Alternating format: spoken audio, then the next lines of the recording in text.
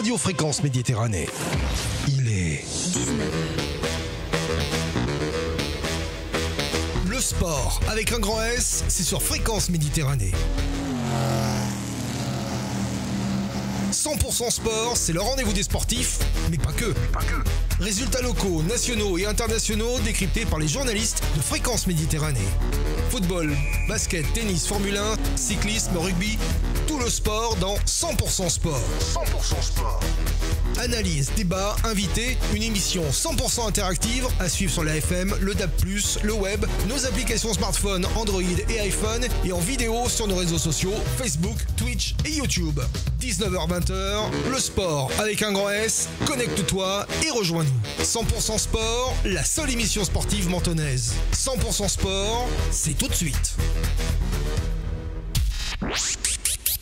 Vous êtes sur Radio Fréquence Méditerranée et c'est 100% sport. 100% sport. 100% sport.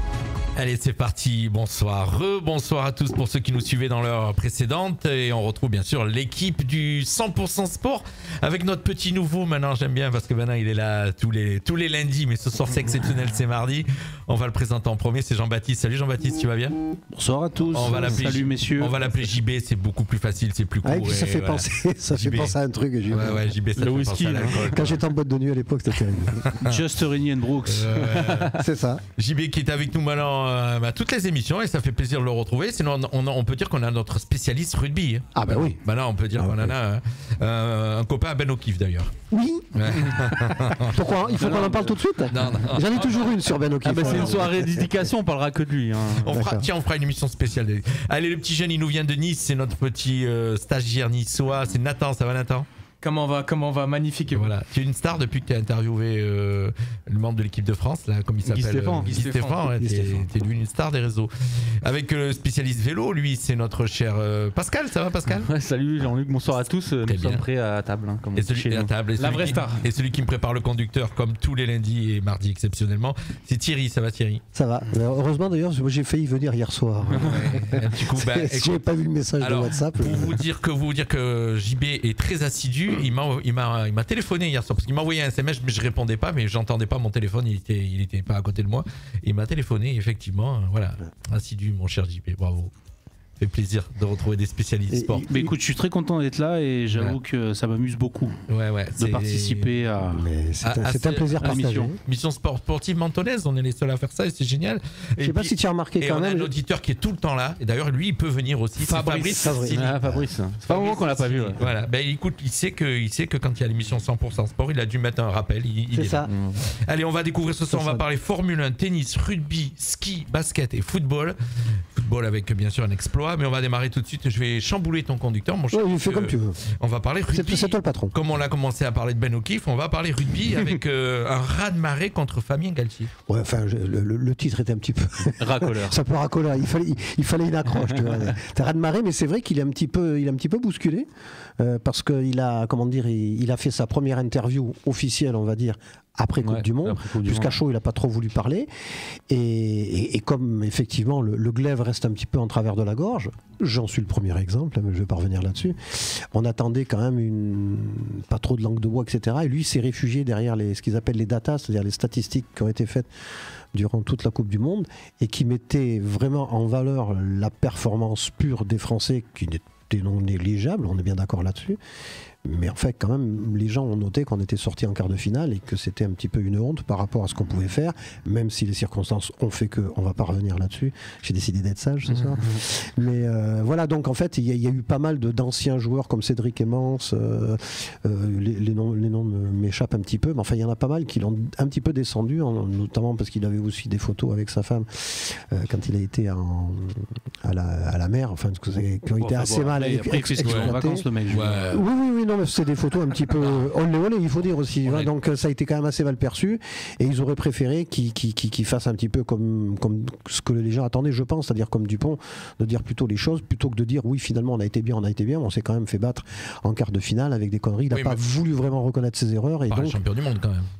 Pardon ? Par les champions du monde, on était battus. Par les futurs champions du monde. Oui, non, mais c'est pas la question. Mais c'est-à-dire qu'en fait, il a rien reconnu de sa gestion à lui, parce qu'il y a beaucoup de gens qui disent qu'il a géré Dupont un petit peu mal, que finalement, si on avait eu un demi de mêlée, et là je pense que c'est JB qui va intervenir, en pleine possession de ses moyens, peut-être qu'effectivement ce serait pas trop focalisé, le match aurait pu être différent.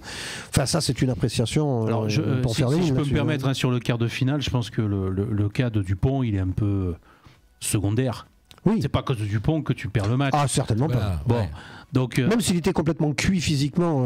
Après, je vais te dire, le discours du sélectionneur, il y a beaucoup de backside. Hein. Quand tu l'entends parler, Galtier, c'est vrai que parfois tu as l'impression qu'il est un peu dans la 4e dimension, un peu évaporé. Après, sur la première interview qu'il fait après la Coupe du Monde, où effectivement on avait énormément d'attentes, il marche sur des œufs. Ouais. Oui. Alors qu'il se fasse, on va dire, un peu attaquer dans la presse sportive. Bon, effectivement, c'est surtout parce on l'attend un peu au tournant. Il a été attaqué par des anciens joueurs qui le connaissent très bien en plus. Et c'est vrai que ça a été un petit peu mal, mal je sais pas, mais ça n'a pas été très bien interprété quand même. Après, bon, attends, les émissions Canal+, ça sont quand même bien préparées. Hein. Oui. T'as une ligne rédactionnelle, t'as celui qui est pour, t'as celui qui est contre, et puis ça crée le débat. Et puis voilà. Oui. Donc après, je veux dire, Dourte et Mans, ils sont gentils. Ah, c'était Dourte, c'est ça. Mais bon, il fallait aussi être au milieu là. Hein. Alors, moi, je te dis, effectivement, il y a pas mal de langue de bois, quand même. Et on peut pas faire autrement. Hein. Je crois que c'est difficile de toute façon d'adopter le ton, par exemple, que moi j'avais adopté ici, mais moi je risque pas grand chose, de toute façon, à ce niveau-là. Donc on peut se permettre ici, et d'ailleurs c'est ce qui est bien sur cette radio, c'est qu'on dit vraiment ce qu'on pense, voilà, clairement. Contrairement à d'autres. Mais c'est vrai que lui, il est obligé de être dans un. Il est obligé d'avoir une réserve. Voilà, c'est un peu aseptisé parce qu'il est encore sélectionneur. Tu mets le feu partout, là, je te le dis. Hein, et oui, il y a le World Rugby qui va lui tomber dessus, et on risque d'être un peu saqué par la suite. World Rugby, étant donné qu'on n'y est pas très présent en ce moment, on a plutôt intérêt à faire un peu coin. Et faire du politiquement correct pour justement avoir un peu plus d'influence dans l'avenir. Mais cela dit, sans vouloir en remettre une couche à titre personnel, mais moi je pense qu'ils auraient, notamment les grands responsables comme Dupont, auraient même dû dès la mi-temps dire que c'était pas possible, parce qu'on a revu ce qui s'est passé, et si on revient que sur ce match-là, je veux pas encore en remettre une couche, mais c'est un pur scandale. Tu sais quoi, on n'a jamais eu recours à la TMO. On a été trop poli sur ce match. Je crois, vraiment. Mais je te le dis. On a été Coubertin, quoi. On aurait dû être plus cochon. Ouais. Comme l'ont été les Sudaf, c'est-à-dire à contrarier un peu plus dans les rucks, à laisser traîner les pieds, voilà. Au moins à Ben O'Keefe, tu aurais pu dire attendez, il joue comme ça, on peut jouer comme ça alors. C'est ça. Oui, mais alors à ce moment-là, on aurait été sanctionné, nous, parce que je crois que dans les rucks, ils ne regardaient que les Français. Et ça, Galtier aurait peut-être dû le dire, et il n'a pas voulu le dire. On ne refera pas l'histoire. De toute façon, la Coupe du Monde, elle est terminée. Après, je pense que l'exercice qui était préparé, c'était avant tout pour un peu apaiser, passer entre les gouttes, ne pas jeter plus d'huile sur le feu qu'il pouvait déjà en avoir. Donc c'est vrai qu'il y avait une espèce de distance, voilà, langue de bois, voilà, c'est le terme qu'a utilisé. Je pense que ça a été juste. Après, comme tu dis, JB, à juste titre, c'était attendu. Hein. Je veux dire, dans le sport, seuls les résultats comptent. Et on peut refaire le match 100 fois. L'effet est que la Coupe du Monde chez nous, on est sorti en quart de finale. C'est ça. Et tu peux retourner le problème dans tous les sens, c'est un échec. Et notamment que on était tous unanimes pour dire que l'équipe qui était en place, elle avait largement les moyens de le faire. C'est sûr. Un point, on rappelle. Un point, voilà, c'est comme on dit, hein, c'est une cacahuète. Après, petit aparté, excuse-moi, je te coupe 2 secondes, mais ça fait partie du live, bien sûr. On a Maxime Brantimart qui était l'invité, qui propose si c'est l'émission, c'est le mardi, je veux bien devenir invité permanent. Comme quoi ça accroche. On n'a plus assez de sièges. Voilà, après, moi, je pense que la question maintenant légitime, c'est de se poser est-ce que Galtier peut encore incarner un futur en sélection? Mais oui. Moi je pense parce que l'équipe n'a jamais aussi bien joué. Il a un contrat qui est prolongé. Et vu ce que ça coûte, tu le bougeras pas déjà. Même regarde, il y a eu pas mal de remaniements dans le staff là. Hein. Tu as, comment il s'appelle, Guézal, tu as Labitte qui sont partis au Stade Français. Tu as Giroud qui est parti, je sais plus où, je crois, si je me trompe pas. Ça, c'est son staff, hein, c'est ça que tu... Voilà, donc ils ont été remplacés, ces trois-là. Tu as Ibanez qui va avoir une fonction élargie à la Fédération française de rugby. Donc là, dans le staff, il y a eu du mouvement. Après, mais celui qui incarne l'équipe, ça reste quand même le sélectionneur. Il faut celui qui est en la figure de proue. Faut pas oublier. Après, on va pas au-delà des joueurs, on va quand même pas lui enlever qu'on vient de passer 4 années. Ouais, voilà. C'est plutôt sympathique à la regarder jouer, donc on va pas non plus. C'était la purge. Avant qu'il arrive, c'était la purge quand même. Donc, je veux dire, on va les laisser. Le jeu est bon. Le jeu est bon. Mais d'ailleurs, puisqu'on parle de ça, il y a Winnie Antonio qui est revenu sur sa décision d'arrêter l'équipe de France. Oui, mais parce que Winnie Antonio, je peux te dire que c'est une clé de voûte de notre mêlée. Et on n'a pas de aujourd'hui, c'est le pilier droit qui met tout le monde d'accord, même à son âge. Je veux dire, il a une telle masse et une telle assise en mêlée qu'en ce moment, c'est compliqué de le remplacer. Donc on lui demande de tirer encore 2 ans. Le temps, à mon avis, que ceux qui sont prévus arrivent, parce que je pense quand même qu'ils ont déjà leur relève derrière. Quoi. Notamment, il ne faut pas oublier qu'on est quand même champion du monde des U20, soit bout 19, quelque chose comme ça, non ? Oui. Je crois, hein, et pour la 3e fois consécutive. Donc il y a du terroir. Dupont fait partie d'une des équipes qui avait été champion du monde. Hein, tout à fait. Chez les jeunes. Donc peut-être qu'on peut raisonnablement penser qu'il y a des jeunes qui vont arriver. Alors je ne sais pas à la place de qui, mais il y en a plein. Et je crois qu'on n'a jamais eu une aussi belle génération. On a encore de la marge puisqu'ils sont jeunes. Et on ne va pas oublier d'où il a pris l'équipe de France. Qu'il en a fait les 4 ans qu'on a passé, voilà, il ne faut pas tout effacer. C'est un peu comme quand Deschamps il a perdu en Coupe d'Europe, c'était, ou je ne sais plus ce qu'il a fait, Coupe du Monde, il a été incendié. Il faut voir parce qu'il a les résultats sur la totalité des résultats depuis qu'il est là. Bien sûr, mais il ne faut pas éluder ce qui n'a pas marché. Voilà. Mais il ne faut pas non plus tout jeter à la poubelle. Exactement. Par contre, pendant qu'on est sur le rugby, est-ce que tu as entendu parler de cette information comme quoi Antoine Dupont, pour l'instant, se met en retrait de l'équipe de France de 15 ? Il va partir à 7 sur les JO. Alors comment ça se passe ? Il va revenir après au 15, rassure-moi.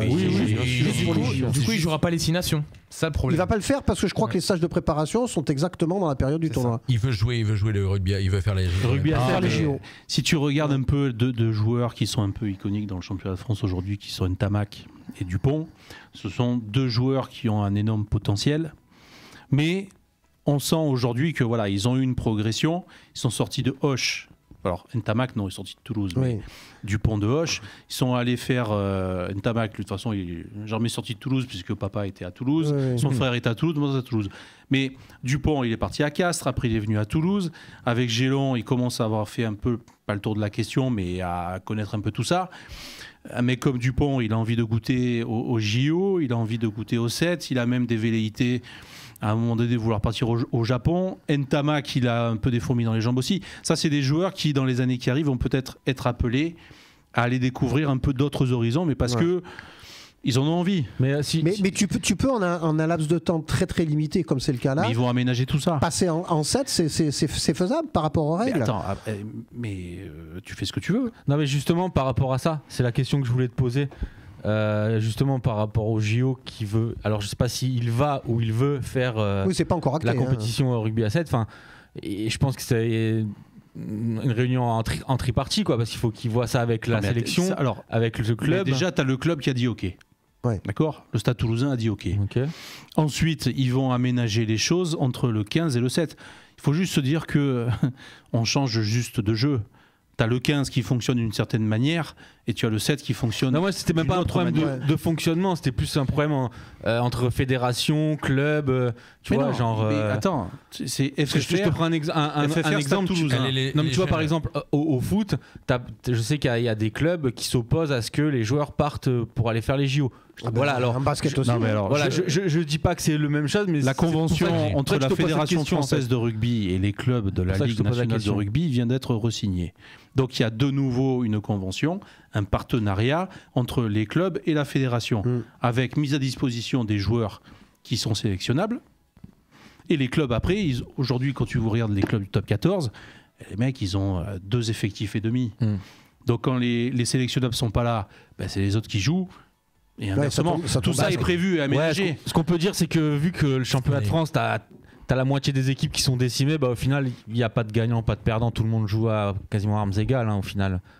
Oui. Bon, après, je vais te dire. Non, mais tu vois, si t'as une ou deux quand équipes. Tu regardes les effectifs là aujourd'hui, moi j'ai juste peur d'une chose. Avec les Sud-Africains qui arrivent, les Blacks qui arrivent, même des joueurs anglais qui ont plus la maille en Angleterre. Moi, il faut juste qu'on fasse gaffe à pas éliminer du joueur français pour intégrer du gros joueur international. Faut pas non plus qu'on se tire des balles. Ce qui va affaiblir notre équipe. Faut pas qu'on se tire des balles dans le pied, quoi. C'est ça. Ok les amis, rugby, je regarde la pendule. Vous savez très bien, c'est pour ça qu'il faut que je on finit plus tard ce soir ou quoi? On verra, je sais pas en fonction du planning. Parce que moi j'avais prévu des trucs sur le top 14, donc après. Vas-y. Attends, on est sur le rugby, reste sur le rugby. 7ème journée. Pendant qu'on est sur le rugby, oui. C'était la journée des derbies, puisqu'on a eu le derby francilien, derby parisien entre le Stade Français et le Racing, et le Stade Français qui n'arrive plus à gagner chez lui contre le Racing. Donc au Stade Français, voilà, ils ont un peu, on va dire, les boules. Vous avez après le derby plutôt du Lyonnais, au Yonax-Lyon, Lyon qui est allé perdre du Yonax, qui s'est fait bouger devant. Parce qu'ils sont bien. Ils ont ramassé. Il faut dire qu'au Yonax l'hiver, il y a les ours qui traversent le terrain. Donc voilà. Quand tu n'es pas habitué, ça surprend. Perpignan qui a plongé Montpellier dans les abysses. Et d'ailleurs, ça bouge à Montpellier avec l'arrivée de Laporte, qui remplace Philippe Saint-André, un nouveau staff. Et ça a fait beaucoup parler, parce que ça faisait quand même 10 mois qu'on n'entendait plus parler de Bernie le Fou, à cause de son histoire déjà avec Motaltrad. Là, il vient en tant que directeur du rugby à Montpellier, et on va voir ce que ça va donner. Est-ce que ça va créer un déclic ou pas?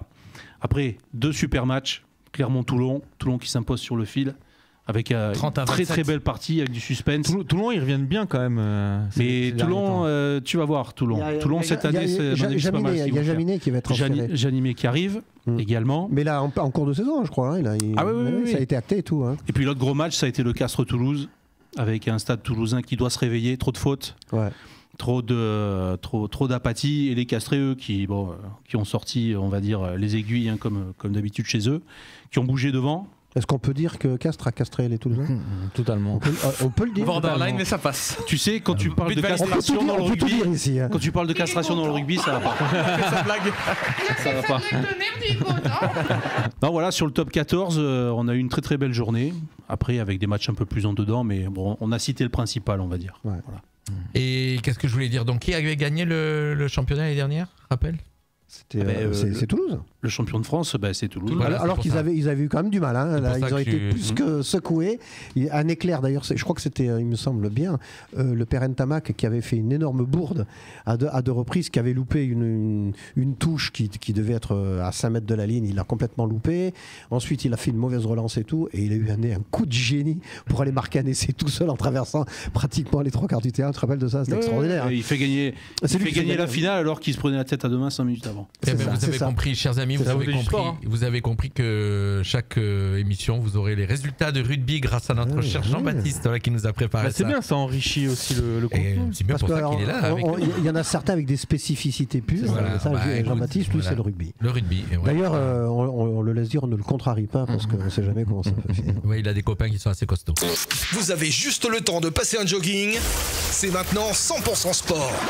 Alors je chamboule encore le planning, bien sûr, football, parce que mon cher Nathan va partir plus tôt ce soir, donc comme ça, je voudrais bien qu'il ait le temps de développer l'équipe de France qui a joué au baby-foot. Oui, Match, c'était un score de rugby presque. C'est ce que j'allais dire. Alors moi je zappais entre ça et la soi-disant émission sur Menton, et bon, j'ai quand même pu regarder le match. Ouais. Alors, t'as bien fait. Eh ben quelle performance, messieurs. Samedi soir, l'équipe de France a atomisé Gibraltar. Non, mais justement, 14-0. Performance, c'est Gibraltar en face. Écoute, il faut relativiser. Ils en auraient mis 14 aux Italiens, je t'aurais dit, ouais, là, c'est une grosse perf. Quelle performance, au vu de la faculté qu'ont eu les Bleus à attaquer tout le match, parce que beaucoup d'équipes auraient arrêté de jouer à 5-0, mais là, quelle performance, tout le long. Pour une fois qu'ils le font. Moi, j'ai vu une équipe. J'étais au stade, ce qui est marrant, c'est qu'ils n'arrivent même pas à le faire. Des fois, ils s'entraînent contre des équipes de 2e division ou des équipes de juniors. Et ils n'arrivent même pas à leur planter 14-0. Là, c'est exceptionnel. Et puis, il faut dire que 14-0, c'est le score final. Mais honnêtement, s'il y a le double. Non, dans le cadre des éliminatoires à l'Euro. C'est un match de qualif. C'est dans le cadre des éliminatoires à l'Euro 2024. Ce soir, il y a le dernier. Cela faisait 111 ans qu'une équipe européenne n'avait pas affligé un tel score à une autre équipe.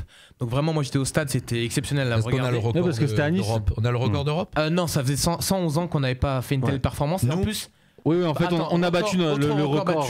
L'équipe de France n'avait jamais mis autant de buts de son histoire. Le précédent record, c'était 10 buts à 0 contre l'Azerbaïdjan. Ouais, c'est ça. Mais donc là, ils ont vraiment marqué le coup, nos tricolores, avec une performance magnifique. Ah non, c'était énorme, ça jouait bien. Je crois l'avoir vu même ce match Azerbaïdjan 10 à 0. C'est vrai? Oui, c'est avec Jacquet, je crois. C'est ça, oui, avec je l'ai vu. On peut notamment notifier les grosses performances de la part de Jean-Claire Todibo, notre Niçois en défense. T'avais envie de le placer. D'ailleurs, Todibo qui est blessé pour ce soir et contre Toulouse. Oui, il est blessé au quadriceps. Ouais, c'est ça. Et donc, Kylian Mbappé, auteur d'un triplé, qui se rapproche du record de buts d'Olivier Giroud en bleu. Ah, je pense que ça va pas tarder. Il a atteint son 300e but en sélection, en 300e but en carrière déjà. Ouais. Et quelle performance. Il fait péter tous les compteurs. Il est Mika qui n'est pas là ce soir, on peut le saluer. Mika et Nathalie. À son âge, il est déjà la meilleure performance que Messi et Ronaldo. Ouais, c'est ça. Il a des meilleures performances que Messi et Ronaldo à leur âge. C'est ça. Bah oui, au même âge, en termes de statistiques, il est devant. Après, pour revenir sur le match de Gibraltar, il faut remettre un petit peu dans le contexte. Bon, déjà, c'est Gibraltar. Ils ont joué à 14 tout le match aussi. On a déjà joué les équipes de ce type. 14 à 10. Pascal. Oui, je suis encore sur le rugby. Il y a Fabrice qui nous suit. Fabrice, il marque calme-toi, Nathan. Franchement, il n'y avait rien en face et en plus, ils ont été très vite à 10. Non, c'est pas faux. Mais le détail, mais justement. Non, mais t'as raison. Équipe à 10. Équipe moins faible. On l'a déjà vu ce scénario à des centaines de reprises. Oui, et souvent à 5-0, on baisse le pied. Non, on préserve les joueurs. Je suis d'accord, on peut louer le fait d'avoir même respecter l'adversaire jusqu'à continuer à attaquer jusqu'à la fin. Après c'est quoi, 6ème, 7ème, 10 minutes au bout de combien ils se retrouvent à 10 quoique à 14 ils auraient pu aussi mais oui, à partir de là, déjà qu'il y avait 2-3-0, à partir de là il a touché le gardien. Il était question à un moment donné que ce soit Ben O'Keefe qui arbitre le match, on aurait été 12 là. Tu veux pas lâcher l'affaire. Bon, nos bleus sont de retour sur le terrain ce soir. C'est bien, ça sonne contre la Grèce pour un dernier match anecdotique. Là, ça tourne, l'équipe, ça sera plus du tout la même. C'est donc le dernier match dans le cadre des éliminatoires de l'Euro 2024. La France est déjà qualifiée. Par contre, la Grèce peut se qualifier ce soir s'ils battent la France ils peuvent participer au barrage. Participer au barrage.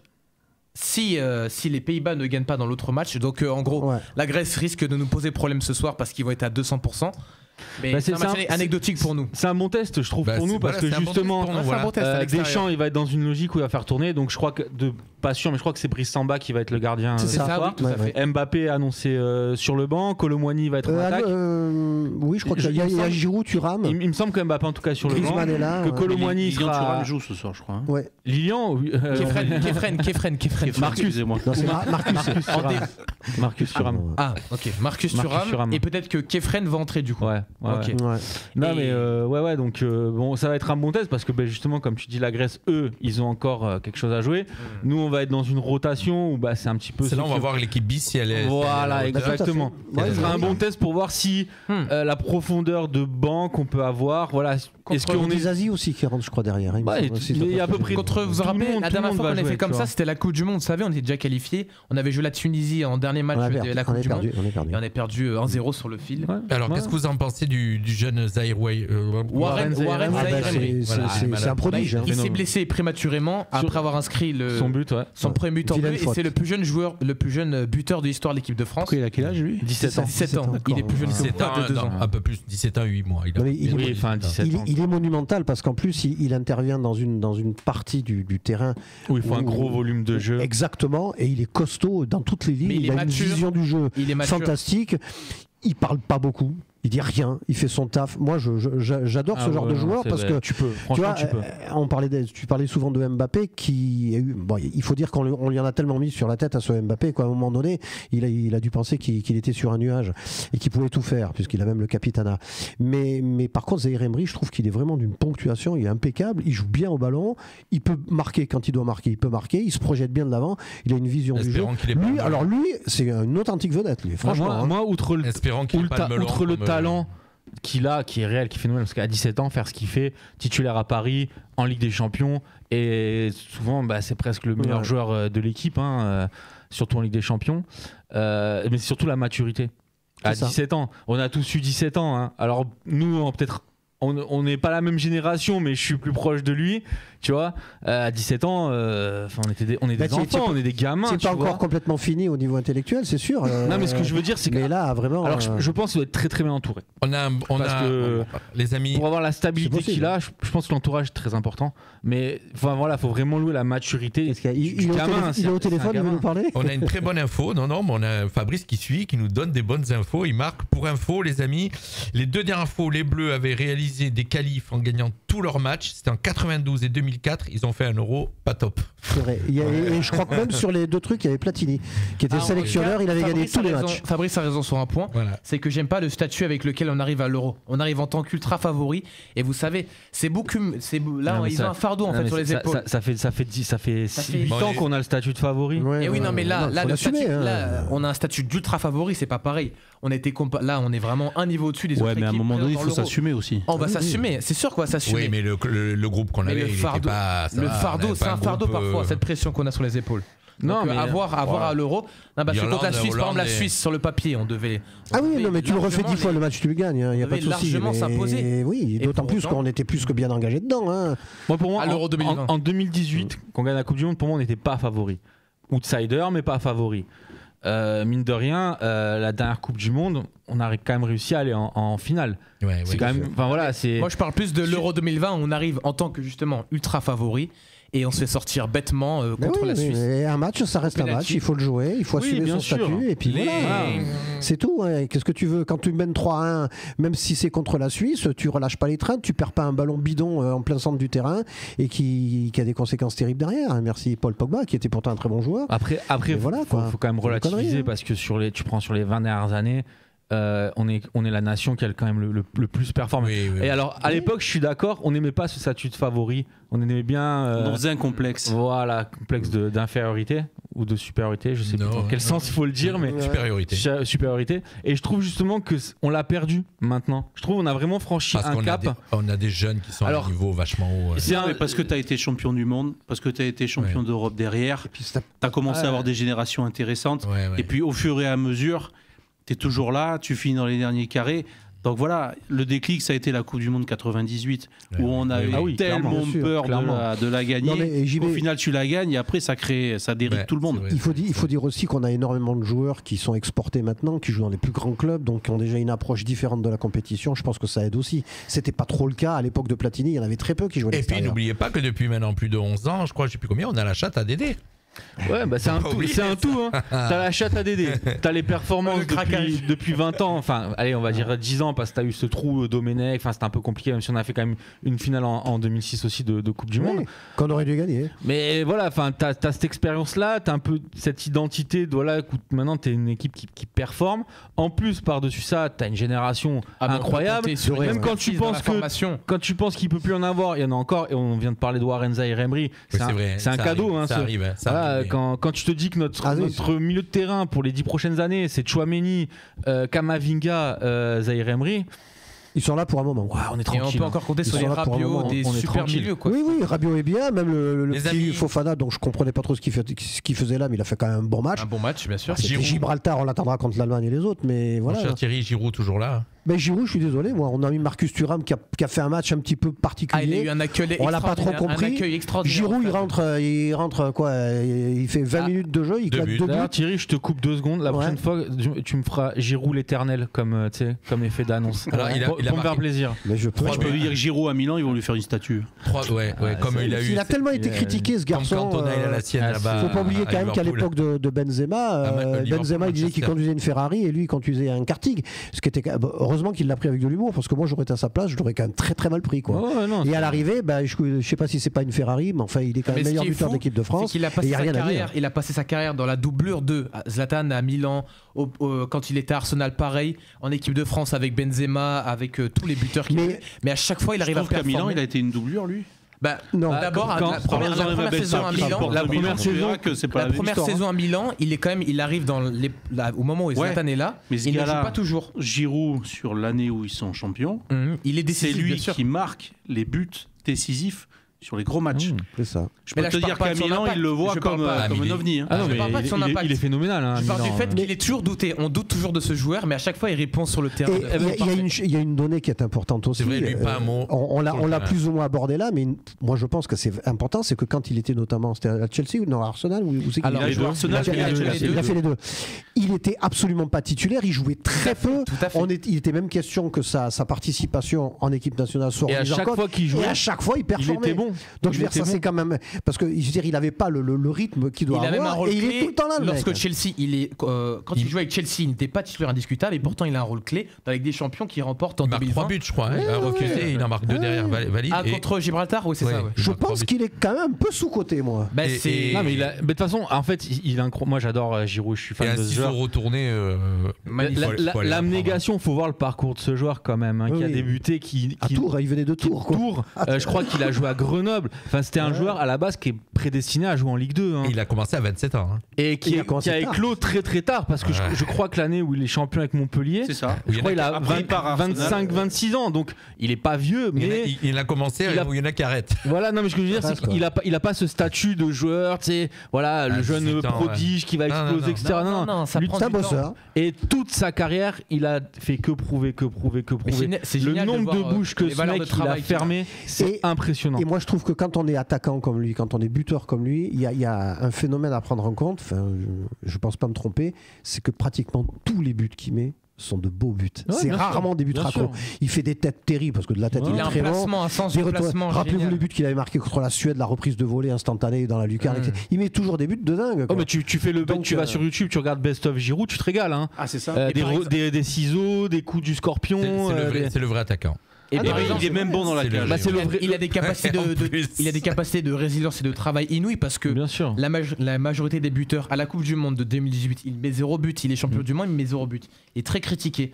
La majorité des joueurs auraient craqué, auraient cédé mentalement et peut-être n'auraient jamais su rebondir, mais lui derrière, ce qu'il fait, c'est absolument extraordinaire. C'est pour ça que je parlais de son parcours justement. Je pense, alors j'en sais rien, mais je pense que ça l'a vraiment forgé. Ce mec, il vient de tellement loin. C'est ça. Il a tellement eu la dalle, les crocs toute sa carrière, qu'en fait, t'as l'impression que rien ne peut l'ébranler. Et plus tu lui marches dessus, et plus il est fort.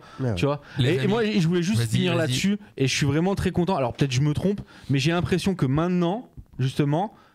Il a plus ce statut de l'éternel. Il faut que je pense que maintenant aux yeux des gens il a prouvé. Il est reconnu. Maintenant il est voilà. Il manquerait plus que ça. Maintenant le seul truc qu'il va devoir faire c'est faire retarder de se faire attraper par Mbappé.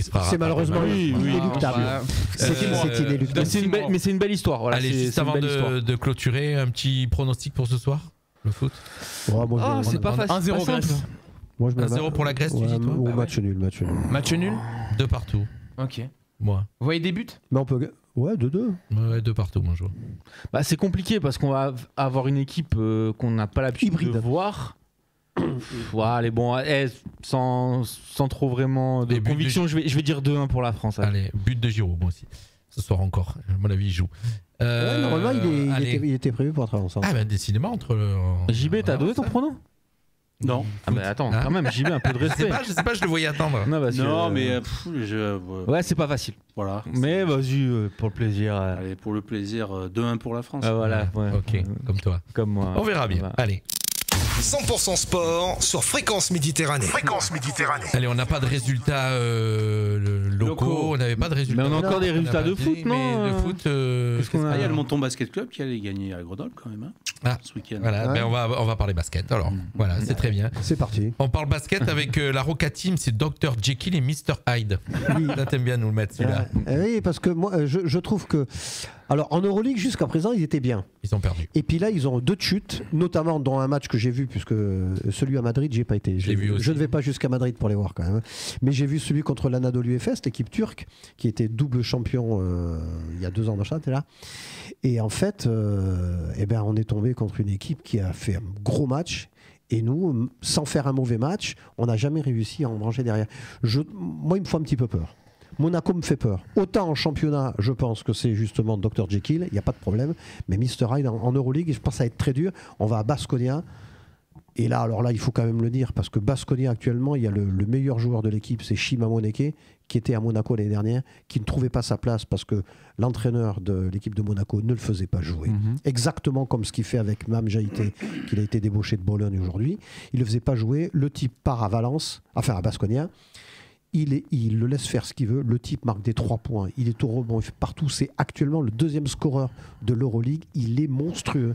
Si on avait le Shima Moneke qui est à Baskonia, à Monaco cette année, je ne tiendrais pas le même discours. Moi, la question que je me pose, c'est est-ce que justement il n'y a peut-être pas un trop gros écart entre le niveau général du championnat de France mais ça n'a rien à voir. Mais ça n'a rien à voir. C'est quand tu te retrouves à être une équipe à marcher sur ton championnat et être en difficulté. Bon, on n'enlève pas non plus les résultats de l'année dernière. Hein. Monaco, je crois, ils finissent 3e. Oui, bien sûr. Non, voilà, sur l'Euroleague. Oui. Être en difficulté comme ça en Coupe d'Europe. Ils ne sont pas spécialement en difficulté parce qu'on est quand même encore 7e, donc c'est les 8 premiers qui vont aller dans le Final 8. Donc puis on est loin de la fin de toute façon, donc il n'y a pas de souci.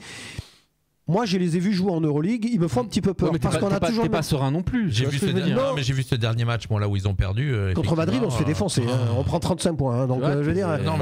Ça c'est. Enfin, on avait 35 points d'écart et puis ça s'est un petit peu réduit. Mais c'est surtout, moi, ce qui me fait peur, c'est. Je l'ai dit déjà depuis l'année dernière parce que je regarde bien cette équipe et je ne comprends pas qu'on n'ait pas essayé de prendre excusez-moi du terme, le fameux psychopathe à 3 points, le type qui t'assure 15 ou 20 points chaque fois de chaque match.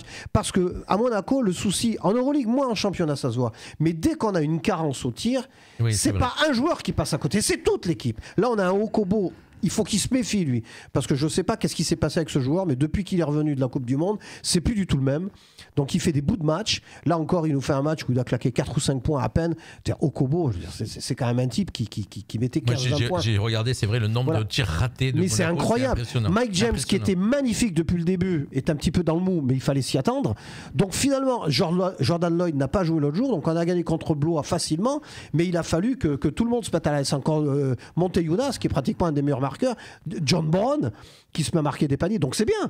Mais je veux dire, on a vraiment besoin d'avoir des gens réguliers. Tu prends Madrid, putain, le moindre mec, il passe 15 points dans l'équipe. Ils finissent à des... Moi, ça me fait peur. Est-ce que tu penses qu'il n'y a pas trop une Mike James dépendance à Monaco ? Pour l'instant, oui. Parce que... Mais je pense surtout que la plus belle nouvelle, et ça je le dis franchement, les gens qui veulent me tomber dessus me tomberont dessus, pour moi, la meilleure nouvelle, ça serait qu'on change d'entraîneur à Monaco. Parce que je trouve qu'il ne sent pas du tout le jeu, ce garçon. Obradovic. Je ne le comprends pas. Il s'est passé d'un Strazel, parce que soi-disant, c'est un jeune qui a 20 ans et tout, mais quand tu as un Mike James qui rentre un petit peu dans le rang, mais ça c'était normal, il a été monstrueux depuis le début, à Okobo qui n'y est pas du tout, il veut donner à qui le leadership de l'équipe ? Strazel, à chaque fois qu'il rentre en championnat, il est bon, et en Coupe d'Europe, il ne lui fait jamais confiance. Ça c'est un truc hallucinant, je ne comprends pas. On sent qu'on est un spécialiste, hein ? Mais le gars, il a 20 ans, mais si tu le fais pas jouer, à chaque fois qu'il joue, il est bon ce gamin. Je suis désolé, Moneke, il ne jouait pas l'année dernière à Monaco. Donc tout le monde disait, ouais, bof, Moneke. Il joue à Baskonia, il crève le plafond. Après, c'est des philosophies d'entraîneur aussi. Hein. T'as l'entraîneur qui n'aime pas s'appuyer sur les jeunes, il veut de l'expérience, il a ses cadres, il n'aime pas trop bouger. Je pense qu'il y a, je sais pas, moi. Et puis t'as des philosophies inversées où au contraire, t'as des entraîneurs qui aiment justement faire confiance aux jeunes, s'appuyer dessus. Mais il y a une chose qui est très importante, je pense, toi, tu entraînes un petit peu, non, en rugby, toi ? Oh, je m'occupe des moins de 6, moi, tu sais. Donc... non, parce que moi, je sais pas, je suis pas entraîneur, mais je connais un petit peu le sport, je regarde beaucoup de sport. Je pense que la première qualité d'un inspecteur, d'un entraîneur, c'est le flair. Le pif. Il faut quand même que le mec sente le jeu. S'il ne sent pas le jeu, c'est compliqué. Tu prends le cas de la Roca Team, puisqu'on en parle, à chaque fois, mais il nous fait le coup systématiquement. Quand il y a un joueur qui est bon, il joue 5 minutes, et on le voit plus du tout. Mais du coup, Thierry, dans ce que j'entends, là, tu ne vois pas Monaco réaliser la même saison en Euroleague que celle qu'ils ont fait l'année dernière. Non. Clairement pas. J'espère me tromper, mais je ne pense pas. Mais là, au vu de ce que tu vois. Mais pour l'instant, attention, pour l'instant, c'est loin d'être catastrophique, les gars. Je suis pas en train de vous dire. L'année dernière, ils m'ont fait on est 7ème sur 18, je crois. C'est pas flamboyant non plus. Tu vois ce que je veux dire ? Mais c'est encore rattrapable. Oui, c'est rattrapable. J'ai l'impression que dès qu'il y a une équipe qui nous tient la dragée haute, et qui passe le cap de 10 points d'avance, c'est terminé, on les voit plus. Ça s'est passé à Madrid, ça s'est passé contre Spurs. Moi, ce qui me marque à chaque fois que je regarde jouer la Roca Team, c'est cette inconstance en fait. Capable du meilleur comme du pire. Dr. Jekyll et Mr. Hyde. Et je parlais un peu de Mike James parce que j'ai l'impression qu'il est un peu à l'image de cette équipe. Le pire arrive en championnat. Parce que en championnat, t'es plus à l'abri. Oui, non, en championnat, je pense qu'ils ont quand même... On parle de Mike James. Mike James, quand il est en feu, quand il est en furie, il est inarrêtable. Hein. inarrêtable. Par contre, quand il est dans un mauvais jour, il fait pas semblant, le mec. Cela dit, par rapport à Mike James, on va pas lui jeter la pierre parce que autant l'année dernière, même quand Nathalie, qui voyait beaucoup de matchs aussi, on le disait souvent, c'est-à-dire que, comment te dire, en fait, il joue un peu pour sa gueule, excusez-moi l'expression. Mais il joue complètement. Mais aujourd'hui, c'est plus le cas. Mike James, quand il a envie de shooter, il shoot. Oui, il peut avoir 3 mecs sur lui comme ça, les bras tendus. C'est sûr qu'il a envie de shooter, il shoot. S'il réussissait tous ses shoots, il aurait 45 points à la fin de chaque match. Mais cette année, il joue beaucoup plus en équipe, il délivre des caviars, etc. Par contre, c'est Okobo, c'est ça qui me fait peur. C'est que Okobo, qui lui était vraiment un gars sur qui on pouvait compter, il nous fait le Mike James de l'année dernière. Et ça me fait peur. Après, est-ce qu'il n'y a pas encore des séquelles de. C'est quoi? C'était le mondial qui avait. Oui, c'est possible. Ça a été une sacrée désillusion aussi. Oui, bien sûr. T'arrives avec alors à ce moment-là, c'est dur pour les arrêter. Là, c'est pareil. On a un Vincent Collet qui. Je suis obligé de. À mon avis, ce soir, je vous ai laissé. Tu sais, au basket, il y a un truc qui s'appelle le temps mort. Ouais, ça temps mort. Mais JB, arrête-nous parce que sinon. Non, mais on nous a dit aussi que l'émission durait jusqu'à 8h30, donc nous, on s'engouffre dans la brèche. J'étais en train de regarder le timing et je disais, putain, ce soir, c'est vrai que. Non, mais je disais, si je peux juste terminer là-dessus, c'est que Vincent Collet, que je respecte profondément, je veux dire, mais ce type-là, on a quand même l'impression qu'il est là depuis 1925, entraîneur de l'équipe de France. Je pense qu'il faudra un petit peu de renouvellement, parce que dans l'équipe d'Anadolu Efes, il y a un jeune Français qui s'appelle Rodrigue Beaubois, qui est monstrueux. Et pourquoi il est pas en équipe de France? Collet, c'est le Claude Onesta, c'est le mec qui. Je sais pas. 40 ans, il bouge pas, enfin 40 années. Moi, personnellement, sauf qu'Onesta, il gagnait. Ouais, exactement. Voilà. Merci. Allez, juste un petit passage sur Banania. C'est quoi ça? C'est Wembanyama. Victor Wembanyama. Apparemment, il a un petit passage à vide là. C'est pas qu'il a un passage à vide. Je crois que Nathan, il s'est un petit peu rencardé sur le sujet, mais c'est surtout que malheureusement. Je peux en placer une ou pas là? L'équipe de Spurs, elle est très jeune, donc elle a un très mauvais début de championnat, mais lui, il est relativement bon. En ce moment, il marque un tout petit peu le pas, mais bon, on va pas lui en vouloir non plus. Vas-y. Bon, vas-y. Il y a quand même un problème avec l'équipe de Victor Wembanyama. Ils sont une nouvelle fois inclinés hier 120 à 99 contre les Clippers de Los Angeles. Victor n'a mis que 9 points, ce qui est quand même assez bien pour un rookie, mais au vu de ses performances habituelles, il est quand même. Oui, c'est peut-être son plus mauvais match depuis le début de la saison. Mais tout cela a une explication logique. Donc en fait, qu'est-ce qui se passe? 14-15. Donc l'équipe de Greg Popovich, c'est l'équipe la plus jeune de l'NBA. C'est ça. Bon, les Spurs sont actuellement derniers de la conférence Ouest. Donc le club est en crise. On peut le dire quand même. Ça fait 9 défaites d'affilée. 9 défaites d'affilée, qui est une explication logique. Il leur manque clairement un leader. Il leur manque quelqu'un qui fait un grand nombre de passes décisives à Victor, un meneur en réalité. Et moi, je me suis réveillé cette nuit pour regarder le match. Tony Parker, tout à fait. Mais en fait, ce qui m'inquiète un peu, c'est que vous savez, on est en train de voir éclore le meilleur joueur de basket français de l'histoire, peut-être l'un des meilleurs. C'est possible. Et que là, en réalité, il a une équipe qui n'est pas encore assez derrière lui et qui en fait il est un peu esselé, j'ai l'impression. Mais d'un autre côté, c'est bien. C'est mon coup de gueule du soir. Mais d'un autre côté, c'est bien qu'il soit aux Spurs aussi parce que je pense que c'est ce qui pouvait lui arriver de mieux parce qu'il est dans une équipe où il est presque sûr de jouer. Alors que s'il était tombé chez les Lakers et tout avec des LeBron James et compagnie, peut-être qu'il aurait été un peu. Tu comprends, ça m'attriste. Tu regardes ton téléphone le matin, tu regardes les résultats, t'es quasiment sûr qu'ils perdent en fait. Après là, les Spurs, ils sont en totale reconstruction. Ils sont en train d'entamer. C'est-à-dire attendre 3 ans pour avoir des bons résultats. Oui, ça fait un moment qu'ils sont dans. Mais regarde bien que dans la NBA, alors je sais pas si c'est ce système de draft ou quoi, mais regarde, c'est très cyclique la NBA. Tu vois, t'as eu la Golden State qui marchait sur tout le monde, là ils sont un petit peu moins bien. T'as eu les Lakers qui ont eu leur mot il y a quelques années. Les Lakers, pareil, les Bucks, ils étaient pas bien. Les Bucks, t'as eu Boston, l'époque Magic Chacun Johnson, son heure de gloire, ça tourne. Voilà, etc. Les Chicago Bulls aujourd'hui, les Chicago Bulls ils sont en fond de classement. Et quand tu passes derrière une génération où t'as Parker, Ginobili, Duncan, Kawhi Leonard, mais d'ailleurs qui est aux Clippers, je crois. Oui, et justement, et il a fait un gros match hier, tout comme James Harden. Vraiment, ils sont faut aller voir l'équipe qu'ils avaient. Et là, ils sont en fin de cycle. Et ils repartent sur un nouveau. Ils doivent se reconstruire. Et puis il y a beaucoup de jeunes. Et je rejoins ce que tu dis, Thierry. Justement, je pense que c'est bien pour Wembanyama d'être dans cette équipe parce que justement, ça lui assure du temps de jeu très important à son âge.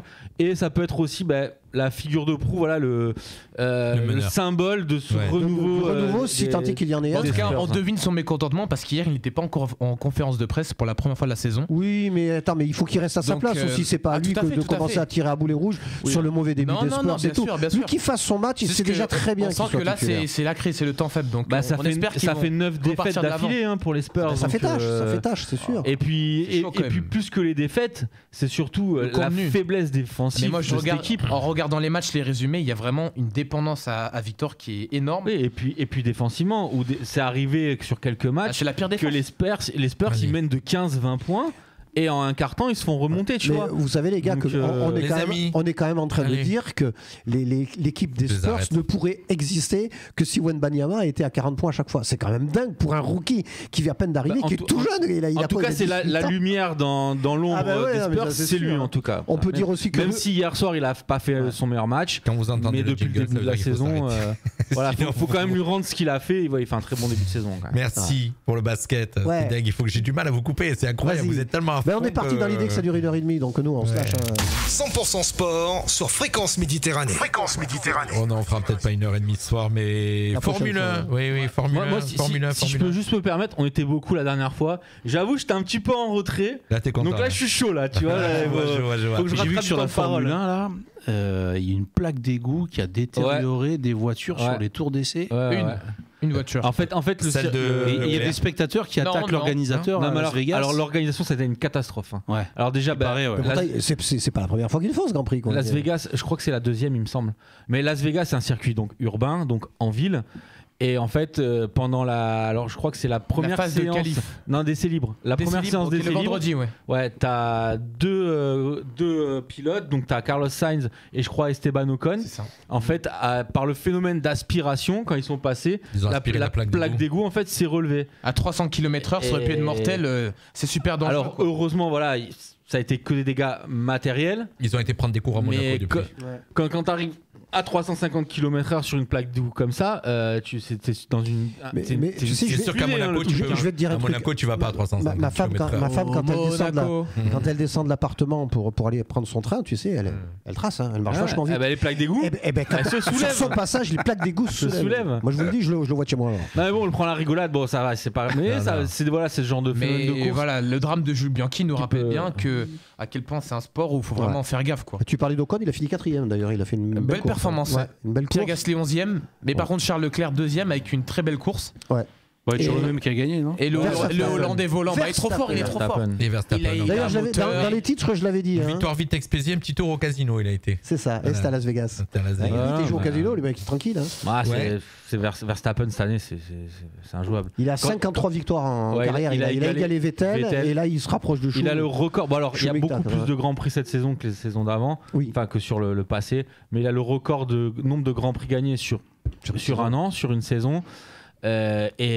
Donc c'était l'avant-dernier Grand Prix. Le dernier Grand Prix, c'est à Abu Dhabi. Combien de titres il a? Alors, il en a 3. Non, il en a 2, ça sera son troisième. Non, je crois qu'il en a déjà 3, ça sera son quatrième. Je crois qu'il y a 3. Il me semble, attends, il a gagné la première, 3 ou 4. Je crois que c'est 4, mais je suis pas sûr. Mais par contre, moi, j'aimerais bien, si c'était possible, mais ça ne serait pas. Enfin, bref, j'aimerais bien revoir le même pilote sur une voiture de seconde zone. C'est ce que j'ai vu. Et voir par exemple un Charles Leclerc sur ou un autre ou Ocon sur une Red Bull, tu vois, pour voir si vraiment c'est la voiture ou si un petit peu le pilote aussi. Après c'est les deux, le pilote est bon, mais je veux dire, tu mets un Charles Leclerc qui pour moi est un très bon pilote sur une Red Bull, il gagne. Je suis sûr. Oui, bien sûr. De toute façon, la preuve, c'est que Verstappen est champion. Le deuxième au championnat, c'est son coéquipier. Tout le monde a la même bagnole. Sur les caractéristiques. Moi j'aimerais. Personnellement, j'aimerais parce que au moins il y a une compétition aussi au niveau des moteurs. Tout le monde a la même voiture. Parce que j'aimerais au moins que tu verrais vraiment les bons pilotes. Ouais, mais plus qu'une bataille de. En plus d'une bataille de pilotes, c'est une bataille de constructeurs. Il y a un enjeu commercial derrière. Il y a les pneus. Le problème, c'est qu'il n'y aurait plus d'argent qui serait mis dedans parce qu'effectivement, c'est une bataille commerciale avec des marques. Et ça intéresse l'Audima, ils adorent ça, de voir la bataille des constructeurs. Donc ça marchait jamais de mettre le même moteur à tout le monde. Ouais, et puis justement, on a eu des cycles, on a eu des cycles. La concurrence. On a eu McLaren, on a eu Mercedes, Ferrari. Mettez-les sur des kartings alors. Non, mais après voilà, c'est comme Giro. Alors c'est vrai que cette année c'est un peu triste. Champion du monde de karting. Non mais cette année c'est un petit peu triste parce que sur l'avant-dernier Grand Prix, c'est Red Bull qui a gagné l'intégralité des Grands Prix sauf un, quoi. Alors apparemment, donc, oui, au niveau de l'intérêt, je suis d'accord pour dire qu'il y en a pas énormément cette année. Même moi cette année, ça perd de son impact. J'ai pas regardé tous les Grands Prix parce que des fois c'est un petit peu chiant. Fabrice qui nous suit a dit effectivement, Verstappen a dit Monaco c'est la Ligue des Champions et Las Vegas c'est la nationale. Voilà, non, mais en plus de cette histoire, donc il y a eu cet incident avec la plaque d'égout, donc la première séance d'essai libre a été annulée et ils ont décalé la deuxième séance, je crois, de 3 ou 4 heures. Et en fait, ils n'ont pas évacué le public. Exactement. En fait, pourquoi ils ont évacué le public, donc ça veut dire que la séance s'est faite sans spectateurs, et ça veut dire que les gens qui étaient là le vendredi, non seulement ils ont regardé que 10 minutes des séances libres numéro 1, et ils ont même pas pu regarder la séance numéro 2. Et voilà, ils ont payé leur place quand même. Mais bien sûr qu'ils ont payé leur place. Donc ils leur ont donné des tickets pour les jouer au casino qu'ils ont. Je sais pas, une réduction de 10%. En parlant de ça, est-ce que tu sais qu'il y a quelques années, à l'époque où Jacques Lafitte était encore en F1, le Grand Prix de Las Vegas se déroulait sur le toit du César Palace. Oui. Sur le toit ou à travers Sur le toit. Non, il passait pas dans les chambres d'hôtel quand même. Non, je crois dans le... Je sais pas si vous imaginez un petit peu. Pourquoi il est si grand que ça, ce toit? Ah ben c'est une ville entière, tu plaisantes ou quoi? Je sais pas. C'est monstrueux. D'accord. C'est la démesure américaine, faut le savoir. Voilà, et juste pour revenir sur cette histoire, en fait, ils avaient l'obligation de réouvrir la circulation à une certaine heure, et pour aller plus vite, pour pas prendre de retard, c'est pour ça qu'ils ont décidé de faire partir les spectateurs. Il faudrait qu'ils viennent faire un tour à Monaco. En tout cas, Verstappen, il a fait une saison. On peut dire un petit mot des Jeux Olympiques parce que c'était une date clé aujourd'hui. Allez, vas-y mon petit. Oui, c'est vrai que oui, mais alors il va partir et il veut a révisé avant de il veut nous parler que Nice. Alors Jean-Claire Todibo. Vas-y. Non. Vas-y, on t'écoute. Donc comme vous le savez peut-être, notre région, elle sera au cœur des prochains Jeux Olympiques. Alors que la candidature donc des Alpes et notamment des Alpes-Maritimes, elle a été déposée aujourd'hui auprès du comité olympique. Je propose qu'on s'intéresse un petit peu aux épreuves olympiques. Les JO d'hiver, tu veux dire? Les JO d'hiver de 2030. Je vous propose qu'on s'intéresse un peu aux épreuves olympiques qui attendent les Azuréens dans la région. En 2030, en 2024. Non, 2024, c'est l'été. Attends. Tu seras pas à la retraite en 2030, toi? Non, ça y sera plus. Vas-y, laissez-le finir. Je vous propose qu'on s'intéresse un peu aux épreuves olympiques qui attendent les Niçois, les Azuréens. L'été prochain. Donc on a notamment les épreuves de football qui auront lieu à l'Alliance Riviera, qui fait donc partie des 6 stades français des prochains JO, avec donc les matchs de poule de l'épreuve olympique de football qui auront lieu.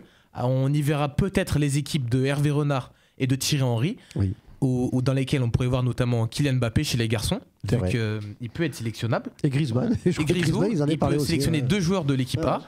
Et aussi, on pense également donc, dans la région élargie, à Marseille, il y aura donc l'épreuve de voile et de kitesurf. Ce sera la première fois dans l'histoire qu'il y a cette nouvelle épreuve qui auront lieu donc au port du Prado, où en ce moment même il y a des travaux pour pouvoir aménager et que tous les plus de 300 coureurs puissent participer. Et je pense aussi également, donc en termes de préparation, notre région elle aura un rôle clé. Parce qu'il y a notamment ceux qui font les haltérophiles qui seront à Villeneuve-Loubet. Et dans 7 villes du département, notamment Nice, Cannes, peut-être Menton, même j'irai regarder. Mais donc voilà, comme vous le savez peut-être ou peut-être pas, la région sera au cœur des prochains JO. C'est bien. C'est bien, mais je pensais qu'il allait nous caser Nice dedans. Non. Un petit peu quand même. Il a dit Alliance Riviera, il a dit. L'Alliance Riviera, mais aussi Marseille, les villes Marseille ont un rôle clé dans la préparation.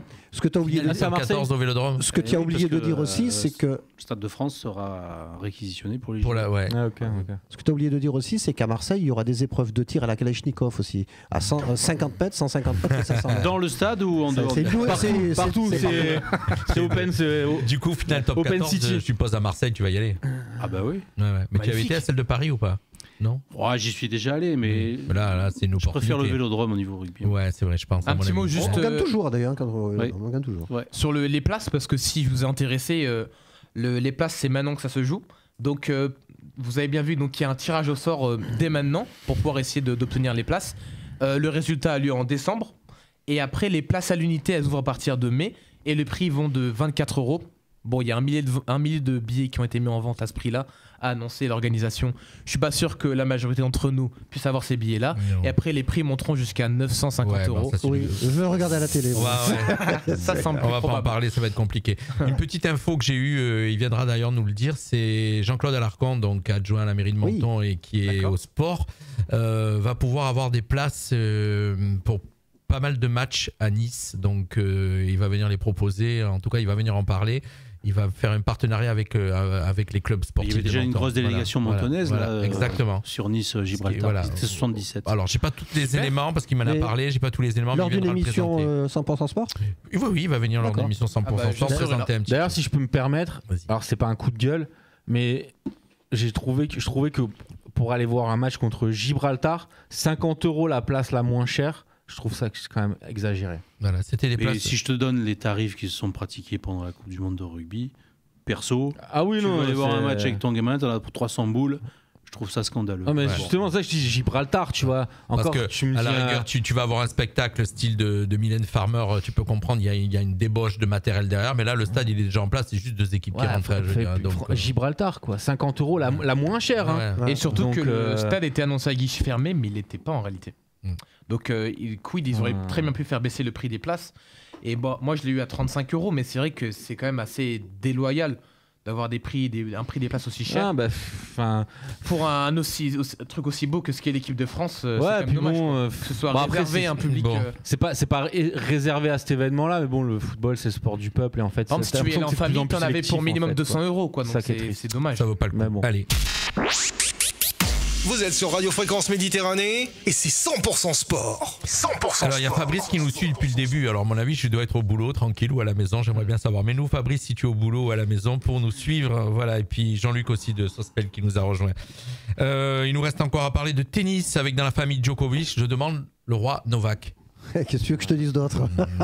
Tout le monde l'avait enterré parce qu'on s'est dit Nadal a terminé, enfin pratiquement fini sa carrière, Federer s'est arrêté, donc le troisième vraiment gros morceau c'était Djokovic, et tous les petits jeunes qui sont arrivés, pour l'instant le roi n'a pas encore à chaque fois qu'il faut frapper, il est là. Ouais. Il est là. Et le petit italien là, Yannick Sinner, dont son nom ne laisse pas penser qu'il est italien d'ailleurs, mais il est italien. Faut surtout pas leur dire ça. Oui. Je te le dis. Oui. Mais ça sonne pas italien, on est d'accord. En parlant des Italiens, vous donnez une info. Fabrice tout à l'heure nous a donné une info. Il y a les Italiens aussi qui jouent gros ce soir au football.